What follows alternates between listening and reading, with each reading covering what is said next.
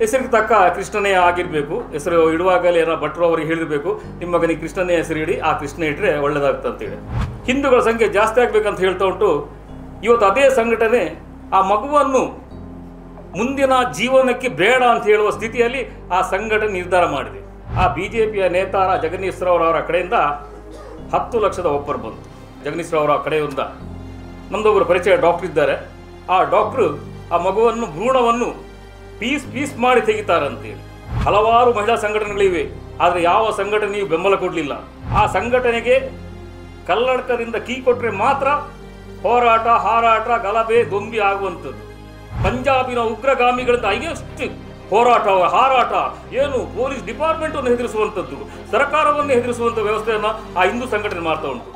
ಇತ್ತೀಚೆಗೆ ಒಂದು ಹೆಣ್ಮಗಳ ಮೇಲೆ, ಹಿಂದುಳಿದವರ ಹೆಣ್ಣುಮಗಳ ಮೇಲೆ ಏನಂತ ಹೇಳಿದ್ರೆ, ಸ್ಕೂಲಿಗೆ ಹೋಗುವಾಗಲೇ ಅವರಿಗೆ ಪ್ರೀತಿ ಪ್ರಾರಂಭ ಆಯಿತು. ಸ್ಕೂಲ್ ಮುಗಿತಾ ಬರುವಾಗ ಆ ಪ್ರೀತಿ ಮರವಾಗಿ ಬೆಳೆಯಿತು. ಕೊನೆಗೆ ಅವನು ದೈಹಿಕವಾಗಿ ಅವಳನ್ನು ಬಳಸಿ, ದೈಹಿಕವಾಗಿಯೂ ಅಲ್ಲ ಅನೈತಿಕವಾಗಿಯೂ, ಅಂದರೆ ನಮ್ಮ ಹಿಂದೂ ಧರ್ಮದಲ್ಲಿ ಏನು ಹೇಳ್ತಂತ ಹೇಳಿದ್ರೆ, ಮದುವೆ ಆದರೆ ಮಾತ್ರ ಅವನು ದೈಹಿಕ ಸಂಬಂಧ ಮಾಡಬೇಕು ಅಂತೇಳಿ ಒಂದು ವ್ಯವಸ್ಥೆ ಸಂಸ್ಕೃತಿಯಲ್ಲಿ ಉಳಿದಿದೆ.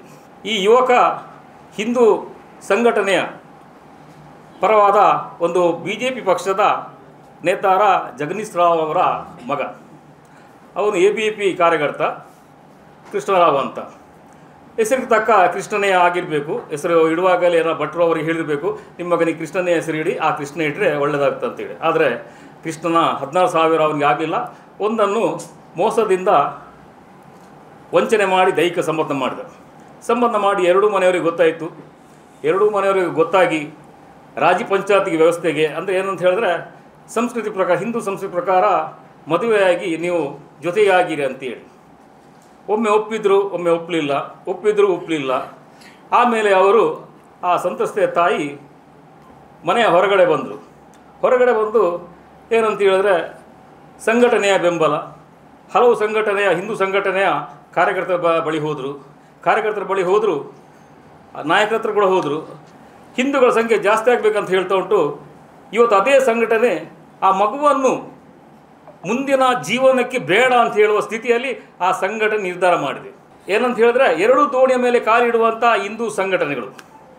ಇದು ಬಹಳ ಬೇಸರ ಸಂಗತಿ ಅಂತ ಹೇಳಿದ್ರೆ, ಏನಂತ ಹೇಳಿದ್ರೆ, ಆ ತಾಯಿ ಹಲವು ಕಡೆಯಲ್ಲಿ ಹೋದರೂ ಆ ಹಿಂದೂ ಸಂಘಟನೆಯಿಂದ ಯಾವುದೇ ಬೆಂಬಲವೂ ಸಿಗಲಿಲ್ಲ. ಶರಣ್ ಪಂಪೆಲಾಗಲಿ, ಆಮೇಲೆ ಇನ್ನೊಂದು ಯಾರೊಬ್ಬರು ಆ ಪುತ್ತೂರಿನ ಅವ್ರ ಹತ್ರ ಹೋದರು, ಅಲ್ಲಿ ಕೂಡ ಸಿಗಲಿಲ್ಲ. ಕಲ್ಲಡ್ಕ ಕೂಡ ಹೋದರು, ಕಲ್ಲಡ್ಕದಲ್ಲಿ ಕಲ್ಲಿನ ಮಾತೆ ಸಿಕ್ಕಿತು, ಆಮೇಲೆ ಬೇರೇನು ಸಿಗಲಿಲ್ಲ ಪಾಪ. ಆದರೆ ಆ ನೊಂದ ತಾಯಿಯ ಮಗಳಿಗೆ ಇನ್ನು ಮುಂದಿನ ಜೀವನಕ್ಕೆ ಯಾರು ಮದುವೆ ಆಗ್ತಾರೆ ಎಂಬ ಪ್ರಶ್ನೆ ಅವರಲ್ಲಿ ಬಂತು. ಕೊನೆಗೆ ಬೇರೆ ಒಂದು ವಿಷಯದಲ್ಲಿ ರಾಜ್ಯ ಪಂಚಾಯತಿಗೆ ಹೋದರು. ರಾಜ್ಯ ಪಂಚಾಯತಿಗೆ ಆಗುವಾಗ ಆ BJPಯ ನೇತಾರ ಜಗದೀಶ್ ರಾವ್ ಅವರ ಕಡೆಯಿಂದ 10 ಲಕ್ಷದ ಒಪ್ಪರ್ ಬಂತು. ಅಂದರೆ ಒಂದು ಜೀವದ ಬೆಲೆ 10 ಲಕ್ಷ.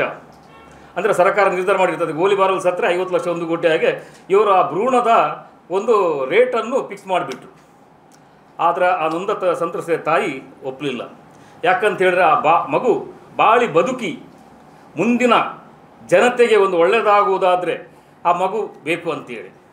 ಹಾಗೆ ವಿಷಯ ಗೊತ್ತಾಗಿ ಡಾಕ್ಟರ್ಸ್ ಮಾಫಿಯಾ ದಕ್ಷಿಣ ಕನ್ನಡದಲ್ಲಿ ಹಲವಾರು ಗರ್ಭಿಣಿಯಾದವರನ್ನು, ಅನೈತಿಕ ಸಂಬಂಧದಲ್ಲಿ ಗರ್ಭಿಣಿಯಾದವರು ಹೆಂಗಸರ ಹೊಟ್ಟೆಯನ್ನು ಸೀಳಿ ತೆಗೆಯುವಂಥ ವ್ಯವಸ್ಥೆ ಅರ್ಬೋಷನ್ ಅಂತೇಳಿ ಲಕ್ಷಗಟ್ಟಲೆ ಮಾಡುವಂಥ ಹಾಸ್ಪಿಟಲ್ ಕೆಲವು ಗುಟ್ಟಲ್ಲಿರುವುದು. ಇದು ಕೂಡ ಮೊನ್ನೆ ಸಂತ್ರಸ್ತೆಯ ತಾಯಿ ಬಂದು ಒಂದು ಮಾಧ್ಯಮದ ಮುಖಾಂತರ ಹೇಳಿದರು. ಆ ತಾಯಿ ಹತ್ರ ಅವರು ಹೇಳಿದ್ರಂತೆ, ಜಗದೀಶ್ ರಾವ್ ಅವರ ಕಡೆಯಿಂದ ನಮ್ಮದೊಬ್ಬರು ಪರಿಚಯ ಡಾಕ್ಟರ್ ಇದ್ದಾರೆ. ಆ ಡಾಕ್ಟ್ರು ಆ ಮಗುವನ್ನು ಭ್ರೂಣವನ್ನು ಪೀಸ್ ಮಾಡಿ ತೆಗಿತಾರಂತೇಳಿ. ಎಷ್ಟು ಬೇಜಾರು ಸಂಗತಿ. ಇಲ್ಲಿ ಹಲವಾರು ಮಹಿಳೆಯರಿದ್ದಾರೆ, ಅವ್ರಿಗೆ ಕೂಡ ಗೊತ್ತಾಗಬೇಕು. ಯಾಕಂದರೆ ಪೀಸ್ ಮಾಡಿ ತೆಗೆದು 4 ಲಕ್ಷಕ್ಕೆ ಆ ಹಣವನ್ನು ಆ ಯಾರು ಅನೈತಿಕ ಸಂಬಂಧವಾಗಿ ಬಳಸಿಕೊಂಡಂಥ ಹುಡುಗನ ತಂದೆನೇ ಹೇಳಿದರು, ಹಣ ನಾವು ಕೊಡ್ತೇವೆ, ಇಲ್ಲಿಗೆ ರಾಜಿ ಮಾಡಿಬಿಡಿ ಅಂತೇಳಿ. ಎಷ್ಟು ಬೇಸರ ಅಂತ ಹೇಳಿದರೆ, ಇವತ್ತು ಮಹಿಳಾ ಮೀಸಲಾತಿ, ಮಹಿಳಾ ಆಯೋಗ, ಇಂಥ ಹಲವಾರು ಸಂಘಟನೆ ಮಹಿಳೆಯರಿಗೇ ಇವತ್ತು ವ್ಯವಸ್ಥೆ ಮಾಡ್ತಾ ಉಂಟು. ಸರ್ಕಾರ ಗ್ಯಾರಂಟಿ ವಿಷಯದಲ್ಲಿ ಮಹಿಳೆಯರಿಗೂ ಕೂಡ ಅವಕಾಶ ಕೊಡ್ತಾ ಉಂಟು. ಆದರೆ ಇದರ ಮಧ್ಯದಲ್ಲಿ ಇಂಥ ಹಿಂದೂ ಸಂಘಟನೆಯ ಕಡೆಯವರು ಮಾಡೋದಂತ ಹೇಳಿದ್ರೆ ಬಹಳ ಬೇಸರ. ಅವರ ಸಂಘಟನೆಯಲ್ಲಿ ಹಲವಾರು ಮಹಿಳಾ ಸಂಘಟನೆಗಳಿವೆ, ಆದರೆ ಯಾವ ಸಂಘಟನೆಯೂ ಬೆಂಬಲ ಕೊಡಲಿಲ್ಲ.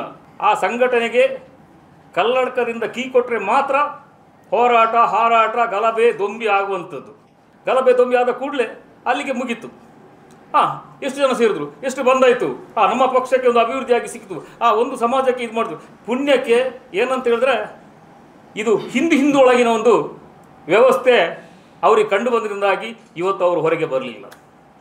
ಯಾಕೆ ನೋಡಿ, ಹಿಂದು ಏನಾದರೂ ತೊಂದರೆ ಮಾಡಿದರೆ ನಮ್ಮ ಸಂಘಟನೆ ಇಲ್ಲ, ನಾವು ಹಿಂದೂ ಮಾತ್ರ.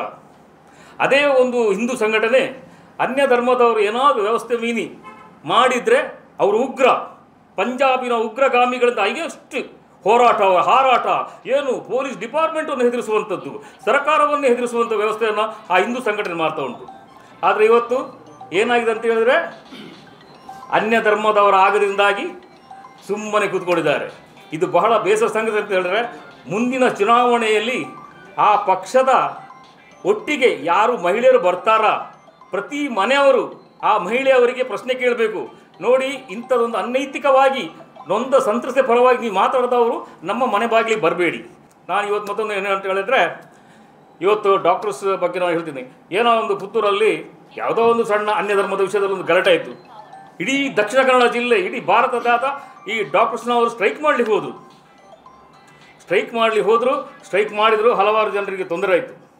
ಆದರೆ ಇವತ್ತು ಅದೇ ಡಾಕ್ಟ್ರು ಸಂಘಟನೆ ಸದಸ್ಯ ಬಂಟ್ವಾಳದ ಹಾಸ್ಪಿಟಲ್ನವರು ಅವರೇ ಅದನ್ನು ಮಗುವನ್ನು ಕೊಲ್ಲಿಸುವಂಥ ವ್ಯವಸ್ಥೆ ಮಾಡೋದಾದರೆ ಅವ್ರು ಯಾಕೆ ಮೌನವಾಗಿದ್ದಾರೆ?